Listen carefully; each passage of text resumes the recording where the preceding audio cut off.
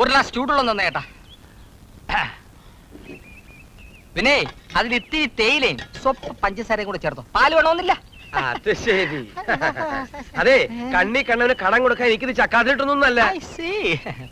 കൃഷ്ണ, നിനക്ക് മലയാളം അറിയില്ലേ? ഞാൻ സാക്ഷരതാ ക്ലാസ്സിൽ പോയിക്കൊണ്ടിരിക്കുക. 5 രൂപ 35 പൈസ നീ എനിക്ക് തരാനുണ്ട്. അത് തരാതെ നിനക്ക് കടം തരേണ്ട പ്രശ്നമില്ല. ഇല്ലല്ലോ. ഇല്ല പറഞ്ഞേ. എന്നാ ഒരു ചായയും കൂടി തന്നിട്ട് 6 രൂപയായിട്ട് എഴുതിക്കും. ഇതാരാണെന്നറിയോ? എന്റെ മോളാ. പകലില്ലാതെ ഗ്ലാസ് കഴിയും മേശ തുടച്ചും ഞാൻ കഷ്ടപ്പെട്ടുണ്ടാക്കണ കാശേ ആർക്ക് വേണ്ടെന്നറിയോ? എന്റെ മോൾക്ക് വേണ്ടിട്ടാ. മോളെ, ആ പുള്ളി പശു മാറ്റി കെട്ടിക്കേ. പശു പറ്റതാണോ? നീ പോടാ. പ്രായമായ പെൺപിള്ളേരെ കൊണ്ട് പശുവിന്റെ നല്ല ഒരു ജീവിയുടെയും കെട്ടഴിച്ച് പിടിക്കരുതെന്നാണ് ശാസ്ത്രം പറയുന്നത്. ഏത് ശാസ്ത്രം? ഭൂമിശാസ്ത്രം. അതിന്റെ പേരൊക്കെ ഇപ്പൊ ഓർമ്മിച്ചുകൊണ്ടിരിക്കാൻ പറ്റൂ. എടാ, ചായക്കട തുടങ്ങുന്നതിന് മുമ്പ് എന്റെ പണി എന്താണെന്ന് നിനക്കറിയോ? പൊന്നുതമ്പുരാന്റെ തൃക്കൈന്ന് വീരശങ്കര മേടിച്ചിട്ടുള്ളവനാ ഈ ഗാമഭാസ്കരൻ നായര്.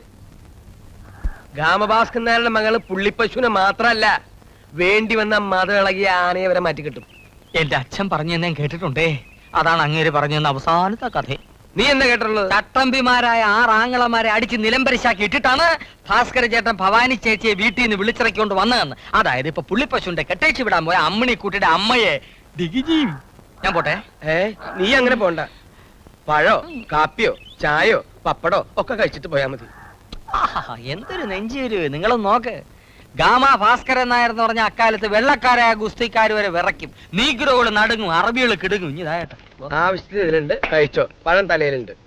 തലയിലോ? മേലെ. പൊങ്കംവാസ് കട തുടങ്ങിയ എന്റെ സിഗ്നലാ. ഇപ്പൊ ഇങ്ങനെയും പൊങ്ങച്ചൻ പറയുന്നു ഒരുത്തെ. അതങ്ങനെ അല്പന ഐശ്വര്യം കിട്ടി അർദ്ധരാത്രിക്ക് കൊട പിടിക്കും. ഇതുപോലെ ഇന്നലത്തെ ചട്നി ഇരിപ്പുണ്ട്, കുറച്ച് ഒഴിക്കട്ടെ ഞാൻ. പുട്ടിന് ചട്നി ഒന്നും വേണ്ടേ ചേട്ടെ, ഒന്ന് പോയാട്ടെ. ഞാൻ